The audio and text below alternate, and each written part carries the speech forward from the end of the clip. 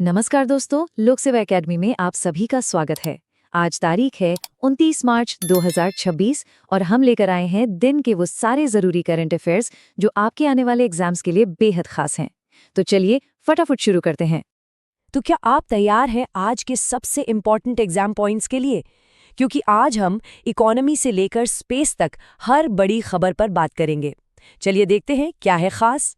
सबसे पहले बात करते हैं अर्थव्यवस्था और तेल के इस खेल की। देखते हैं कि हमारी इकोनॉमी की हालत अभी कैसी है और कौन सी बाहरी ताकतें हैं जो इसे प्रभावित कर रही हैं। देखिए, हाल के जो आंकड़े आए ना, वो भारतीय अर्थव्यवस्था में थोड़ी सुस्ती दिखा रहे हैं।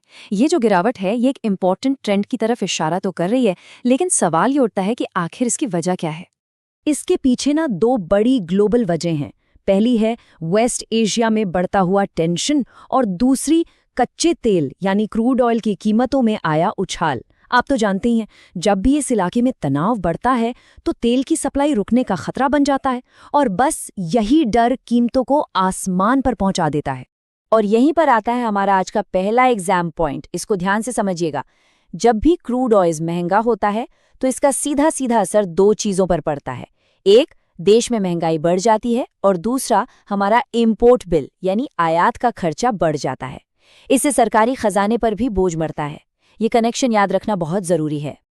तो ठीक है, चुनौतियां तो हैं, पर अब देखते हैं कि इन सब से निपटने के लिए भारत की रणनीतिक तैयारी क्या है।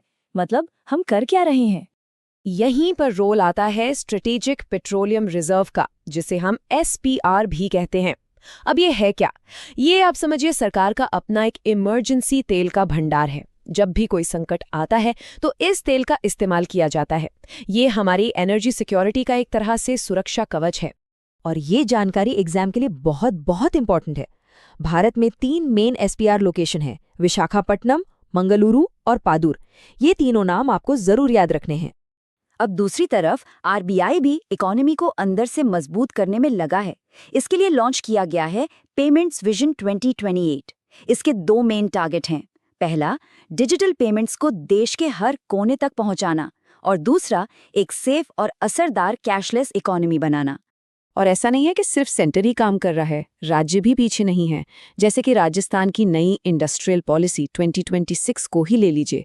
इसका मकसद है नया इन्वेस्टमेंट लाना, जॉब्स बढ़ाना और MSME सेक्टर को बूस्ट करना। मतलब चारों तरफ से इकोनॉमिक ग्रोथ की कोशिश हो रही है। और जब राज्य मजबूत होते हैं तो देश अपने आप विश्व मंच पर एक बड़ी ताकत बनता है।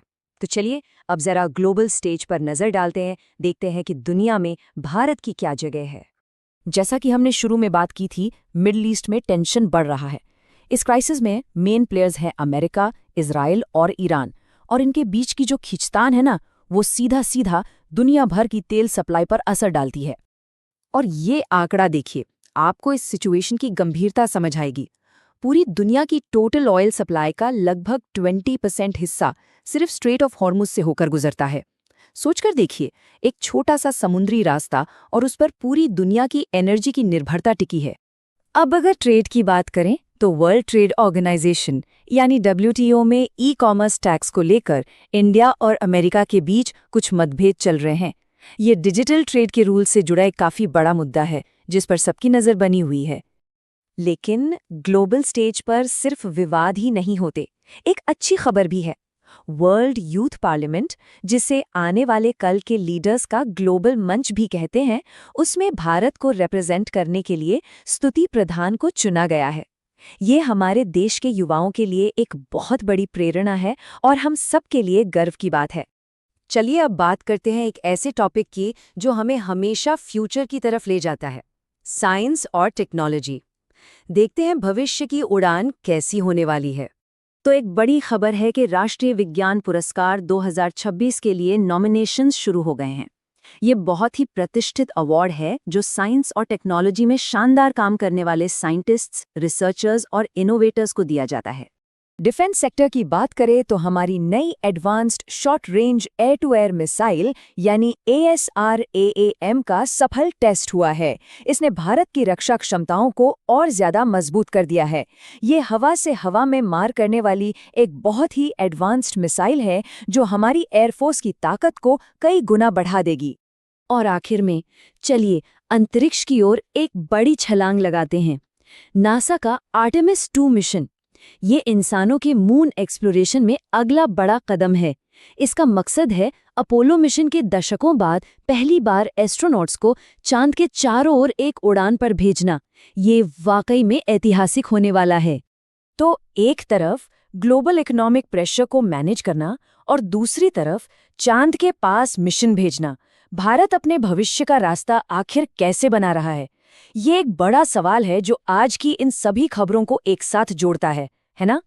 तो दोस्तों, ये थे आज के कुछ सबसे ज़रूरी करंट अफेयर्स। उम्मीद है आपको ये पूरा विश्लेषण पसंद आया होगा।